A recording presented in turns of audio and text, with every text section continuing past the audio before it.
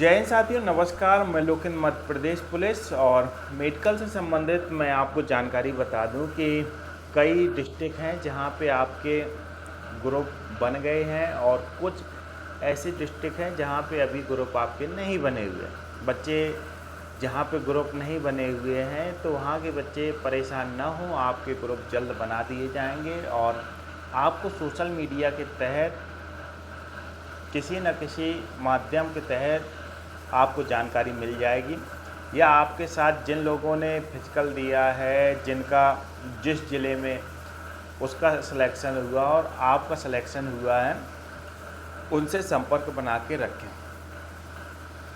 और जल्द ही आपको क्रम बाई क्रम जिस डिस्ट्रिक्ट में आपका मेडिकल होना है उसमें आपको बुलाना शुरू कर दिया जाएगा। बच्चे, जितने भी बच्चे इस वीडियो को देख रहे हैं, मैं उनसे यही कहूँगा कि कुछ आपको एक्स्ट्रा नहीं करना है। जैसे डिस्ट्रिक्ट में आपको आदेश मिले उसी के तहत आपको कार्रवाई करनी है। आप अपनी एक्स्ट्रा बुद्धि ना चलाएं, क्योंकि समय समय पे आपको अवगत करा देते हैं।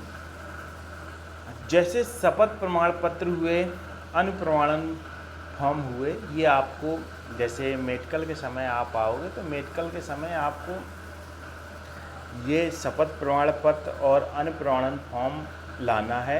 और जब 2018 में मैं भर्ती हुआ था तो उस समय सोशल मीडिया के तहत इतनी जानकारी नहीं मिलती थी। अगर आप अब देखोगे तो यूट्यूब पे, फेसबुक, इंस्टाग्राम पे ज़्यादातर लोग जानकारियाँ देते हैं और जिसके कारण बच्चे परेशान नहीं होते। मैं बिना शपथ प्रमाण पत्र के आया था और बालाघाट में ही मेरा शपथ प्रमाण पत्र बनवाया गया था। आखिर शपथ प्रमाण पत्र पे मैं बात करूं, जैसे शपथ प्रमाण पत्र जब आप आर्मी की भर्ती देखने जाते हो तो एक शपथ प्रमाण पत्र होता है और उस पर अगर आप तहसील पे जाओगे, वहाँ पे जाके बताओगे कि मैं आर्मी की भर्ती देखने जा रहा हूँ, तो उस हिसाब का वो शपथ प्रमाण पत्र बनाते हैं। अगर आप कहोगे कि मेरा एमपी पुलिस में फाइनल सिलेक्शन हो गया है, तो वहाँ पे आपको एक शपथ प्रमाण पत्र बना के दिया जाएगा। वो बाकायदे कंप्यूटर वाले टाइप कर देते हैं और 50 या 100 रुपये का स्टाम्प रहता है, उस पर मोहर लगा देते हैं। शपथ प्रमाण पत्र में बाकायदे चीज़ें लिखी जाती हैं। आपका नाम होता है, आपके गांव का नाम होता है, उसमें लिखा जाता है कि आप कोई अपराध नहीं।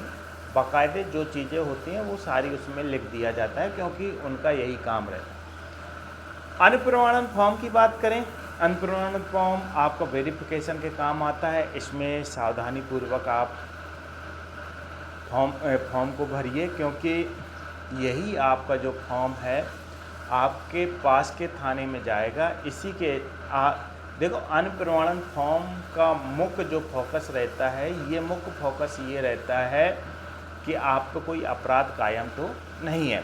बाकी उसमें बहुत सारे ऑप्शन रहते हैं, सारी चीज़ें आपको भर के लानी होती हैं। तो उसमें आप कोई ऐसा तथ्य न छुपाएं कि बाद में आपको दिक्कत का सामना करना पड़े। बहुत सारे लोग एमपी पुलिस के मेडिकल को लेके परेशान हैं। देखो, परेशान होना स्वाभाविक बात है। जब मैं आर्मी में 2 बार मेडिकल ग्राउंड फिट था, फिर भी मुझे टेंशन थी, क्योंकि अब तो जितना हार्ड एमपी पुलिस में नौकरी पाना हो गया है, इससे पहले अगर आप पढ़ने में योग्य होते थे तो फिजिकल का कोई नंबर नहीं होता था। लेकिन अब ये जो कंपटीशन है, आप पेपर में बेहतर स्कोर करने के बावजूद भी अगर आपका फिजिकल बेहतर नहीं हुआ तो आप एमपी पुलिस में कांस्टेबल नहीं बन पाते। तो आपने पेपर में तो अच्छा स्कोर किया ही किया और इसके साथ आपने फिजिकल में बेहतरीन स्कोर किया, तभी आपका फाइनल सिलेक्शन हुआ। ये जो अंतिम पड़ाव है ये आपका मेडिकल को लेके है। मेडिकल, अगर मेरे शब्दों में कहा जाए तो एमपी पुलिस का मेडिकल बीएसएफ हुआ, आर्मी एफ बीएसएफ हुआ, आरपीएफ हुआ, ऐसे कोई फोर्स मान लीजिए, उससे थोड़ा लो होता है एमपी पुलिस का जो मेडिकल है। संभवतः अब कुछ बच्चे मुझसे पूछते हैं कि सर, क्या आपने देखा है कि एमपी पुलिस में क्या मेडिकल में बच्चे बाहर होते हैं? क्या आपने सुना है देखो, अगर आपकी हाइट कम है तो स्वाभाविक बात है कि आपको वहाँ पे बैठे हुए अधिकारी आपकी हाइट नापते हैं, और अगर आपकी हाइट कम है तो संभवतः बाहर भी कर देते हैं।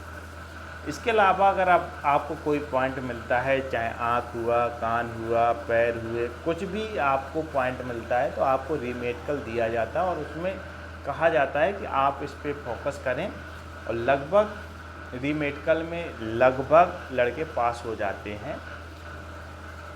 तो आप अपनी तैयारी के साथ बिल्कुल आइए, और घबराहट के साथ मत आइए। बाकी अगर आप में कोई कमी नहीं है तो मेडिकल में कोई भी दिक्कत होने वाली नहीं है। जल्दी आपके पास मैसेज, ग्रुप, जो भी सोशल मीडिया है उसके तहत आपको अवगत करा दिया जाएगा।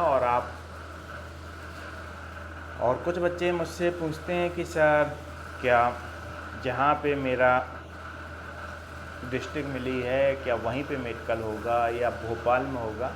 देखो, स्वाभाविक बात है आप लोगों के सवाल बनते हैं, क्योंकि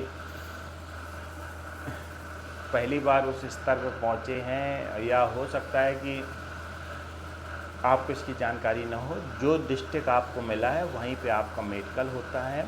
कुछ बच्चों को ये भी कि सर, क्या जो डिस्ट्रिक्ट है वहाँ पे मुझे कितने दिन रुकना रहता है? तो आपको उस डिस्ट्रिक्ट में, जैसे रूल बुक में लिखा है कि लगभग आपको 5 साल जिस इकाई में आपकी पदस्थापना हुई है उस इकाई में रुकना है। कोई क्रिटिकल कंडीशन के कारण आपका ट्रांसफ़र हो सकता है, बाकी आपको 5 साल एक डिस्ट्रिक्ट में रहना पड़ेगा। अगर आप लोग कहोगे तो मैं मेडिकल पे एक आध वीडियो बनाऊंगा, बाकी अब मेडिकल पे वीडियो बनाने की कोई ज़रूरत नहीं है। मैं यूट्यूब पे लाइव आता हूं और आपके जो सवाल होते हैं उन सवालों का जवाब देता हूं। अगर आपको कोई संदेह है कि मुझे इसमें प्रॉब्लम हो सकती है तो आप एक दिन वहाँ पे जहाँ पे मेडिकल होता है एक दिन पहले पहुँच जाइए, तो वहाँ पे आपको पता चल जाएगा कि किस प्रकार का मेडिकल हो रहा है। और बाकी तो बालाघाट में हमसे मुलाकात होगी, और जो भी हेल्प हो सकेगी, रुकने की, खाने की, जो भी जैसा होगा मैं आपको अवगत कराऊंगा। और आपको 3 से 4 दिन के 3 से 4 दिन सामान के साथ आना है। बाकी आप हमारे यूट्यूब से जुड़े रहिए। मैं कोशिश किया करूँगा कि रात में जो लाइव आता हूँ उसी टाइम लाइव आऊँ, जिससे आप लोगों के सवालों का जवाब दे सकूँ। उम्मीद करता हूँ कि आप स्वस्थ होगे, मस्त होगे, और आप अपने जो भी जीवन में बेहतर कर रहे होगे। तो आज के लिए इतना ही रखते हैं। सभी को जय हिंद, जय भारत। फिर अपनी मुलाकात होगी।